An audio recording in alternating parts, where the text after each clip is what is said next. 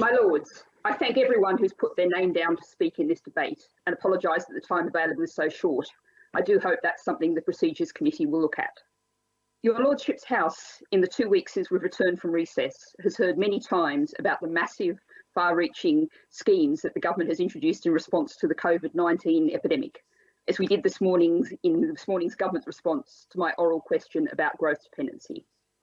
Most of these schemes were introduced when both houses were in recess, but we have now had opportunities to subject them to scrutiny, to share concerns noble lords and MPs have been hearing from members of the public, many of them desperate and frightened, who've been pointing to the holes the rules in the schemes have left many in. I'm sure in this debate we'll hear many more case studies. In the other place, my honourable friend Caroline Lucas has been pointing out how the scheme for the self-employed has left those who took pay in the form of dividends, whose self-employment was recent, and those who were self-employed part-time have missed out. I've been contacted by many identified by the hashtag #NewStarterFurlough, who started a job after February 28, and so their employers are not able to apply for the 80% wage subsidy for them. Can the noble lady the Minister tell me how many people the government know or estimate are in those two groups that are missing out on help? There are also no doubt huge numbers of people who were on the minimum wage, which is not, as the Living Wage Foundation makes it very clear, sufficient to live on, who are now on 80% of already inadequate income, their employer failing to top up the government's furlough payments, even if in the case of giant multinational companies, they could well afford to do so. Can the noble lady tell me how many are so affected? Now, I do want to acknowledge that the gaps, such as those in the unemployed, in the self-employed and New Starter schemes, were inevitable, particularly given the speed with which these schemes had to be established. Although we might also, certainly for the future, want to think about having prepared schemes for times of crisis. Perhaps the noble lady the Minister could commit the government, rather than abolishing these schemes when possible, to look at mothballing them, having the computer systems and legal frameworks held on standby. We live in an age of shocks, climatic, financial and health, and we cannot know when the next one will strike, only that it will. Putting resilience, the ability to deal with them and ensure households are able to deal with them at the centre of every government policy is essential. But for the immediate future, it's important we know how large the gaps are, something that only the government can establish. Although I hope the government already has plans to adapt the existing schemes to slash the numbers falling through the gaps. One way in which the noble lady could perhaps answer the second part of my question about how it plans to help those now without adequate or even any income. However many patches are laid over the gaps in these schemes, however, some people will always fall through. That is the nature of conditionality. And if one of the conditions is having to apply, that is one way significant numbers will always miss out. I cite the example of pension credit, for which it's estimated that 15% of eligible pensioners do not apply, leaving them living by definition on tiny incomes. Now, I can already safely speculate that the noble lady, the Minister, will say, but there's universal credit. And yes, there is. Now, on other occasions, your Lordship's House has heard of its many limits, horrors and inadequacies, and I'm not aiming to restart that debate today.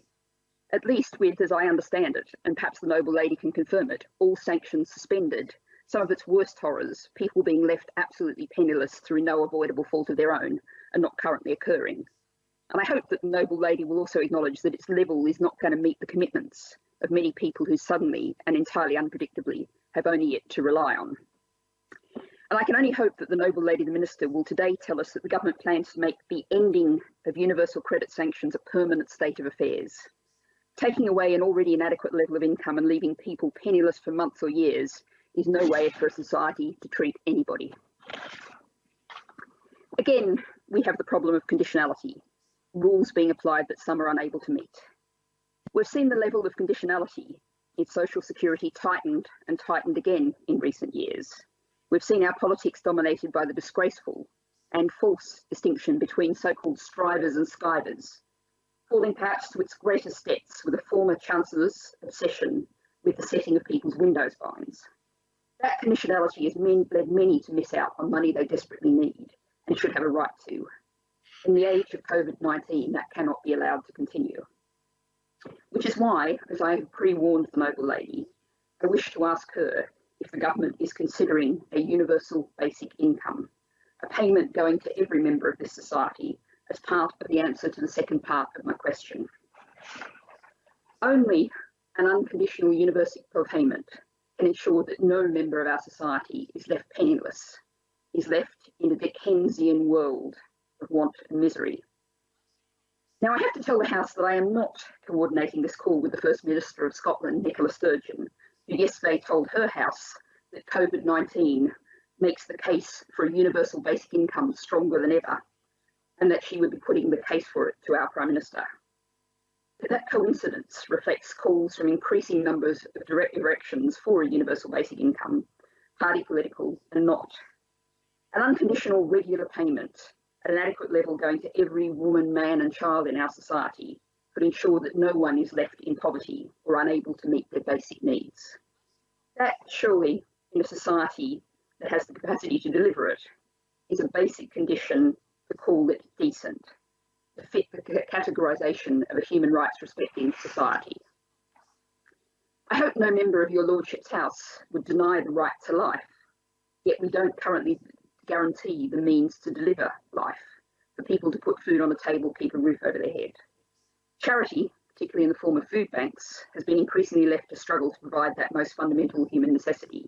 And in the age of COVID-19, that's of course even more difficult. Now, finally, today, much of the debate around COVID-19 is about ways out of the lockdown.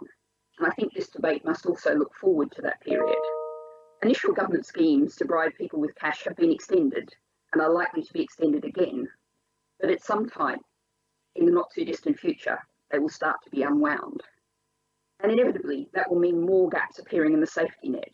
More people won't meet the change criteria, or their circumstances will change, and they'll be left in poverty without the means to meet their perfect needs. Now, I am and remain a proponent of a permanent universal basic income, but one possibility for that intermediate period is to ensure that no one is left to the vagaries of conditionality, needing to rely on the stretched resources of charity and voluntary help, is for a recovery basic income. I am aware of two such work-through proposals, one from the UBI Lab Network, the other from Malcolm Torrey of the Citizens Basic Income Trust and London School of Economics. Again, I have shared these with the Noble Lady, and time allowing, I hope she might be able to offer some thoughts on both the principle of a recovery basic income and the proposals, and maybe even also the general universal basic income. I look forward also to hearing the thoughts of the many other Noble